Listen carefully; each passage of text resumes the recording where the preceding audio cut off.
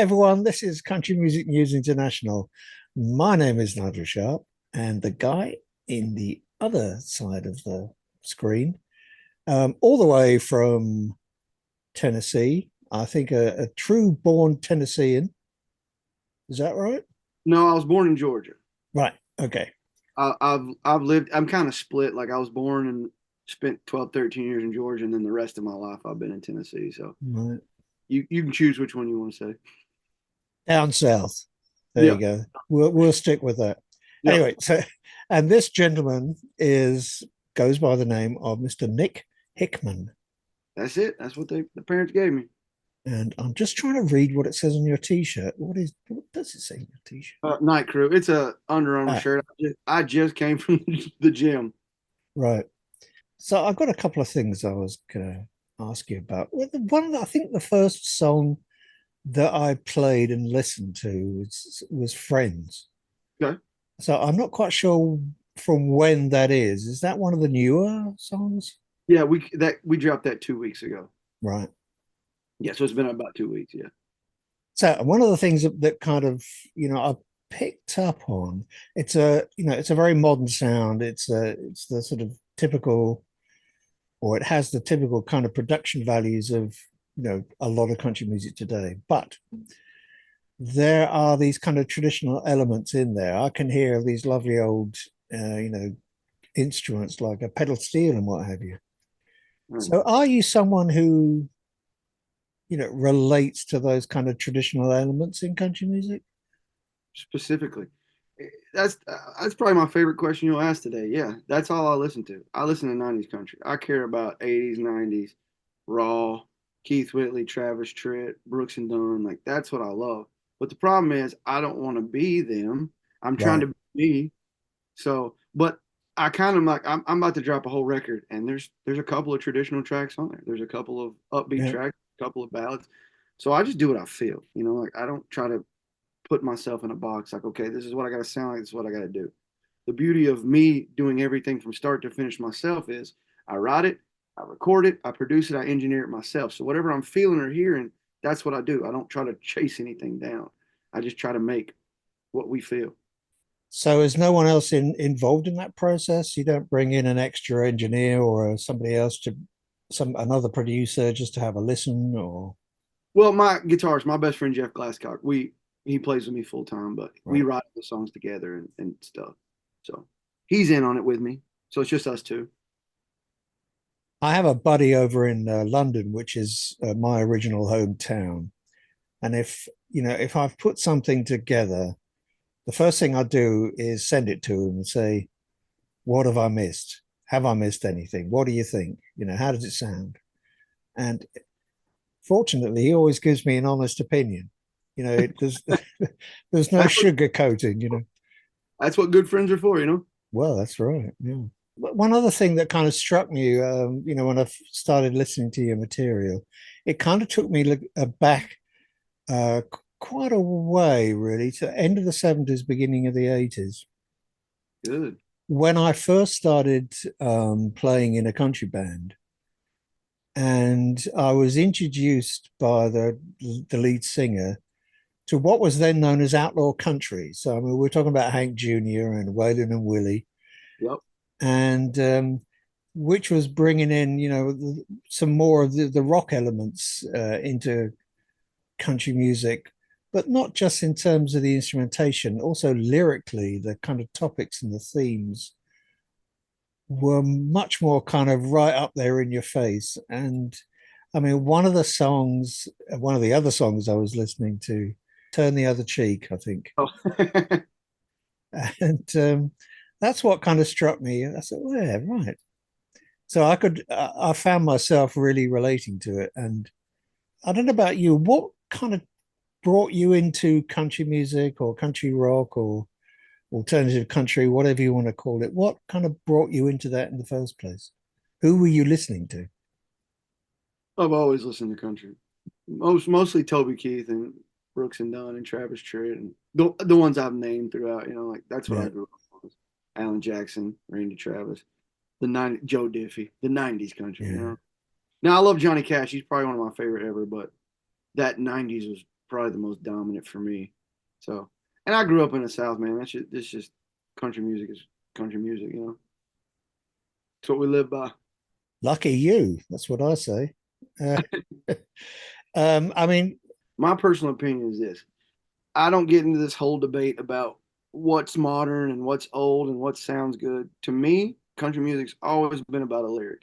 If you can tell a story and make somebody feel something, I don't care what the story is, if it's funny, if it's sad, if it's uplifting, whatever it is, as long as it's well written and tells a story, that's all I care about. I don't care about how it sounds or what somebody's doing. I do care about, I feel like, just my opinion, and I respect a lot of artists and a lot of people that are doing what they're doing now, but I feel like nowadays the same song is being rewritten over and over and over again. And it's just like the message gets lost. It's all the same. I'm drunk at a bar. Some girl broke my heart. I messed her up. You know, I'll never have that pretty little thing again. You know, it's the same thing over and over and over. So I just like things that tell a story and break the mold and say something, you know. And it could be funny. It could, like Friends is a funny song. It's not the most well written song, but it's not like anything else that's been released, you know. So I yeah, that's exactly how I feel about it. Country music to me is music that can tell a story through the lyrics. You know, it's a narrative form almost. yep. And Um, that's what I care about, just like you know, like yeah. give me a good story. I don't care if it sounds like 80s hair ballad rock. As long as it's a story and I feel something, I accept it. I remember actually particularly, and we're going back to the 90s again, like John Michael Montgomery in the Oh, Grundy County auction, whatever it was called. I can't remember the title now. that was it. Sold. Sold, yeah, that was the one. But think about how groundbreaking he was. All of Yeah, his stuff was like that quick hitting, but storytelling. Like he had, what was his other one? Uh, could you, would you, ain't you gonna? If I ask you, would you want to be that's my right. Yeah. baby tonight?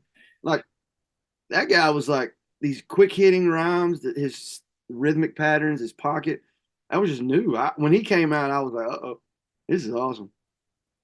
Yeah, I love that stuff. I mean, and the auction one with a video as well. I mean, it was and the dancing in the video was it just made me smile every time. You know, Oh yeah, oh yeah. it's a lovely little story, and yeah. So what else was I going to ask you? Yes, indeed. Oh, I know. Yes, there's a couple of songs also where you've got some references to the King James Bible.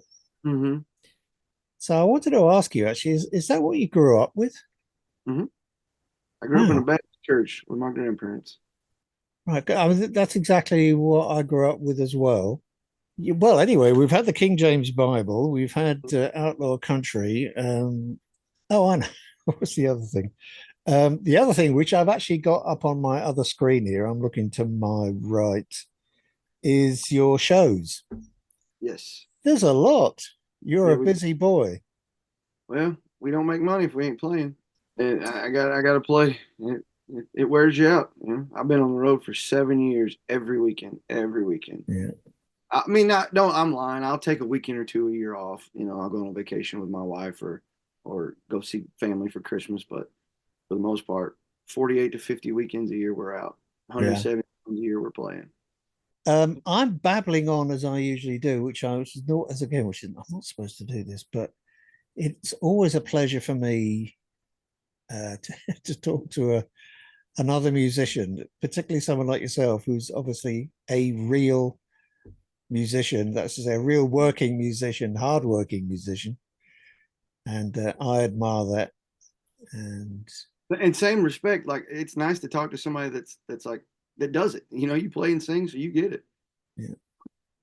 So, what's happening next with you? I mean, in terms of your songwriting, how does that work for you? I mean, do you kind of knock out songs one a day, or one a week, or one a month, or does it come easy to you? Yeah. So that's probably my favorite thing to talk about as far as my career because it's the thing I think it's the thing that's made me who I am. You know, I think people ask, well, what's the difference when you got to Nashville 8 years ago versus now? It's I was chasing something then, now I'm chasing me. So I only write when I feel it. And typically our writing is very similar. Me and Jeff, my guitarist, We won't write with anybody else for my stuff. Now, I might get in a room with somebody else to write for them or for another project. But for me, me and him or me. So me and him plan 2 trips a year. We actually just got back from one 3 weeks ago. So we'll go up to Gatlinburg, where I grew up, for about 3 days and just write and drink and just be free minded. Like there's nothing. We're in the woods. We'll write. We wrote 4 songs when we were up there. We'll go back again at the end of the year. We usually write 5 or 6 while we're there. And then as the year goes on, I write solo songs as I feel them, as they come to me. I don't ever sit down just to write. I only write when something comes to me or I feel something. So we usually have about 12 to 15 songs by the end of the year. We'll choose the 10 best and then make a record. I put out a 10-song record every year. So, that's our process. We go to Gatlinburg twice a year. We usually write 10 songs together. I'll write 5 on my own, choose the 10 best, do it on a record. Start it. Sounds like a plan. That's what we do. And I love it, man, because it makes it us. We write what we want, when we want, how we want. We don't got nobody telling us what to do. We're not forced to do it. So it feels freeing and relaxing to do it. So it works for us. Anyway, I guess I better bring this to a close. Okay, you take care and all the best for the rest of this year. And like I said, we hope to see you soon. You too, brother. Thank you, man. Have a good day or a good night. I'll wave you goodbye. See you, brother. Bye.